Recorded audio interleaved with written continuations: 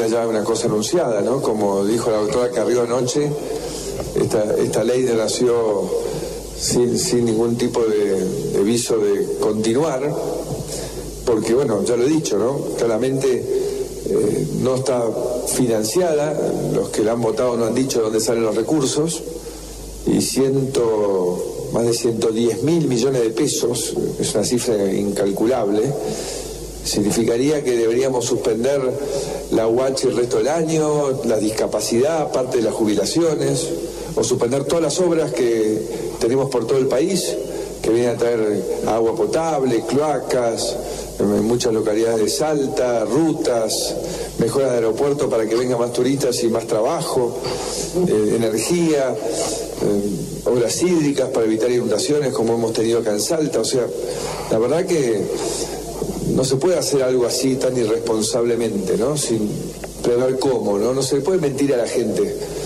Yo soy el primero que, si pudiese no aumentar las tarifas, no las aumentaría. ¿A qué presidente le puede gustar tener que darle la mala noticia, generarle incomodidad, el desafío adicional de tener que pagar las tarifas? Pero también no hay futuro sin energía. Tenemos que tener energía para poder crecer, para poder desarrollarnos, ¿no? Estos proyectos de minería que les hablo van a consumir más energía que toda la provincia de Salta tiene hoy como consumo. Entonces, para eso tenemos que estar listos, tenemos que estar la oferta, porque si no vienen ni los parques solares, ni las fábricas, ni los desarrollos mineros. Hay que tener energía para poder vivir, para poder crecer, para poder trabajar. Así que eso no fue entendido en esta ley, como tampoco fue entendido que no es facultad del Congreso, ni del Congreso Nacional, ni los provinciales, de decir cuáles son las tarifas.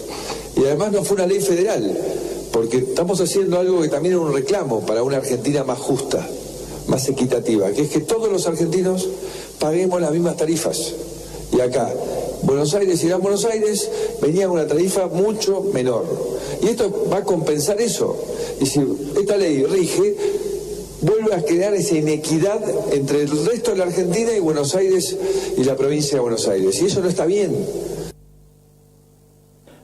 Muy bien, este último audio de Mauricio Macri corresponde a la conferencia de prensa que dio en Salta, en su visita a Salta, el día después de la sanción de la ley tarifaria de la oposición en el Senado Nacional.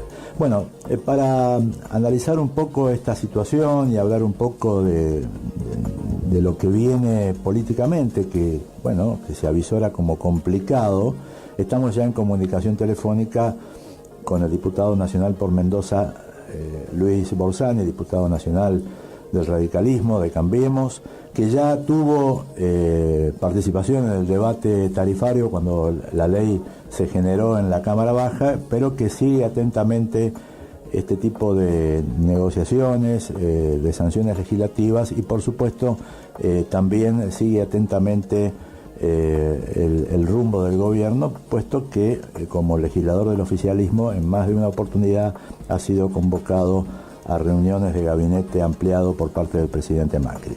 Luis, gracias por atendernos y por esperarnos en línea. Buenos días.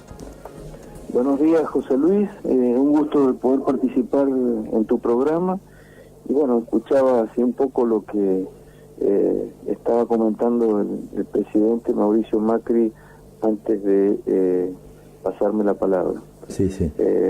Quería decirle que justamente, el presidente plantea de modo sincero la real situación que tenemos en temas tarifarios. Nosotros veníamos con un cuadro de tarifas muy atrasados. Sabíamos ya desde el año pasado, durante 2017 y 2016, que teníamos un cronograma de aumentos que tenían que ir alcanzando los niveles que tiene el valor de la energía, digamos, en cualquier parte. Inclusive cuando digo en cualquier parte del mundo, hablo de los países vecinos, es decir, el caso de Uruguay, Brasil, de Chile, Bolivia. En fin, estábamos muy por debajo.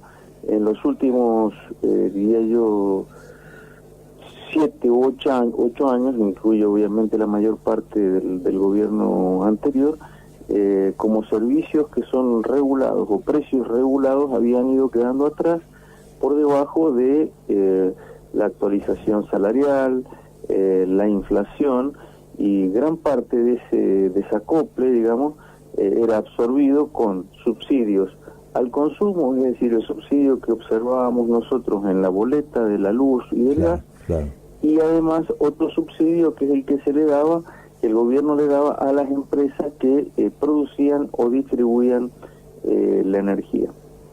De modo tal que esto ha sido la principal tarea en estos últimos 2 años, la de ir tratando de que las tarifas, especialmente en el caso de la energía, porque también esto estamos incluyendo el agua potable, estamos incluyendo los peajes y estamos incluyendo especialmente el transporte, ¿no? Todo eso estaba dentro del paquete de subsidios que todavía pesan muchísimo dentro del presupuesto. Es decir, que cuando hablamos, por ejemplo, del presupuesto 2018, que es el que estamos ejecutando en este momento, cuando lo votamos a fines del año pasado, estábamos votando un déficit previsto, digamos, a nivel total, como déficit primario de 400.000 millones. De esos 400.000 millones, 240.000 millones eran subsidios a estos servicios públicos.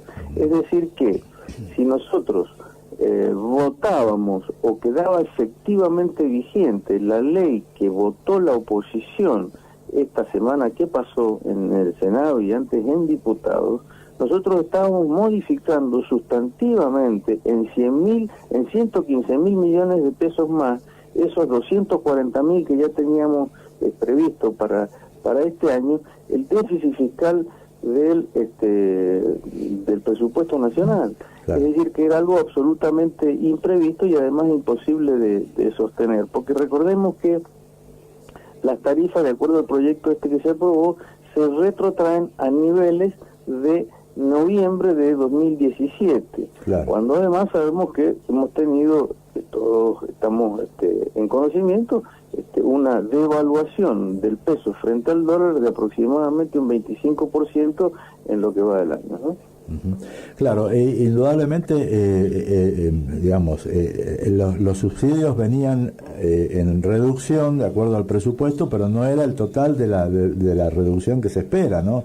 Ese proceso tiene que seguir en sucesivos presupuestos. Claro, por supuesto, e inclusive nosotros, recordemos el caso de nuestro gobernador, Cornejo, cuando plantea, además, justamente hacerlo mucho más accesible el valor o la posibilidad de pago de los servicios, cuando plantea un amesetamiento y el pago diferido de los mayores consumos de los bimestres que tienen que ver con el invierno hacia la primavera y el verano, de modo tal de hacerlo más estable y hacerlo accesible a los consumidores, ¿no? Sí, ese fue, digamos, en realidad fue una reacción de Cornejo y también en parte de Carrió, de Alicia Carrió, pero se interpretó por ahí, se interpretó mal, porque en realidad no era contra la política nacional, sino para que el impacto que indudablemente afectaba a buena parte de la población no fuera tan fuerte, ¿no? Pero hay algunos todavía en el oficialismo que siguen atribuyendo a esa reacción en su momento de Cornejo como un poco el disparador o el motivador de la unión de la oposición para avanzar con la ley que fue sancionada el otro día.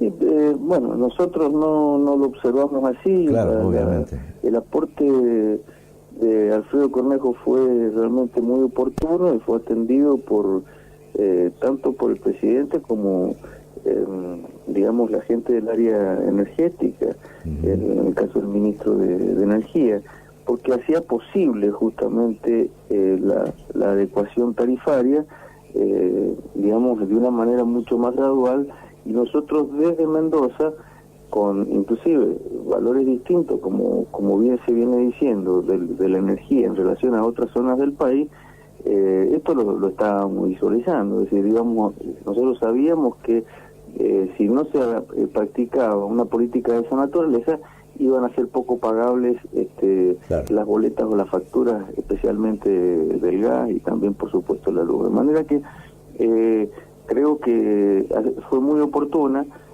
Nosotros estamos de acuerdo porque además no generaba un costo fiscal adicional, sino lo que hacía era diferir en el tiempo el mismo valor de la claro, energía, ¿no? sin duda. No generaba, desde el punto de vista presupuestario, un desorden fiscal, que es un tema que hay que atender a los efectos de poder morigerar los niveles, por supuesto, inflacionarios, y es en lo que, en definitiva, el gobierno nacional está comprometido y nosotros como coalición de gobierno, ¿no? Uh-huh.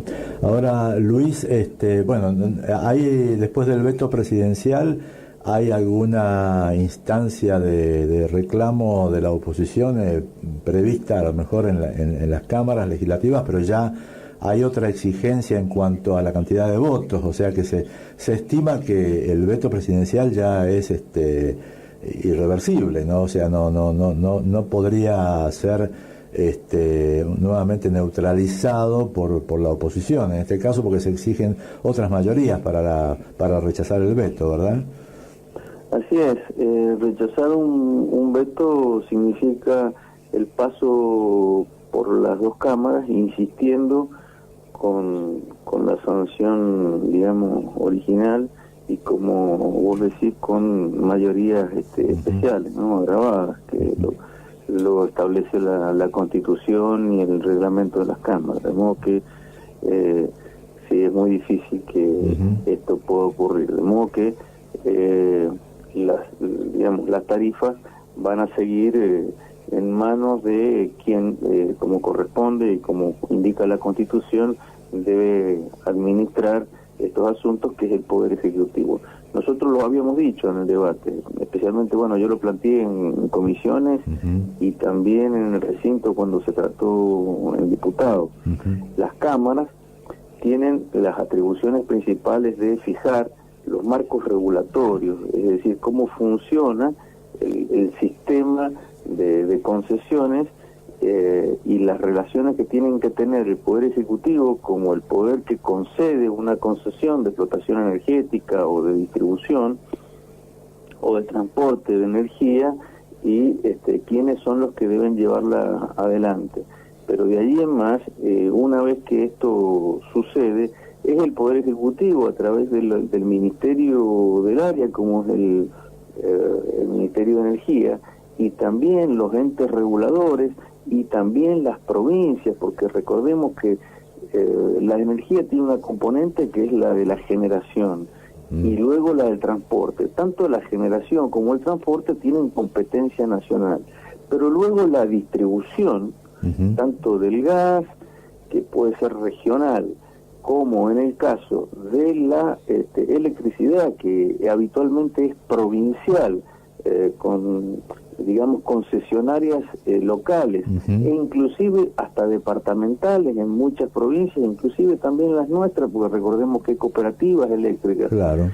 Son todas concesiones que hacen que los precios sean distintos y las regulaciones también. Por lo tanto, esto no se puede hacer desde el Congreso. Claro. La componente tarifaria desde el punto de vista del precio en lo local, departamental a veces y provincial, hace que varíe de una punta a la otra del país. Esto lo vemos notablemente claro con los precios de la energía eléctrica, ¿no? Sí, sí.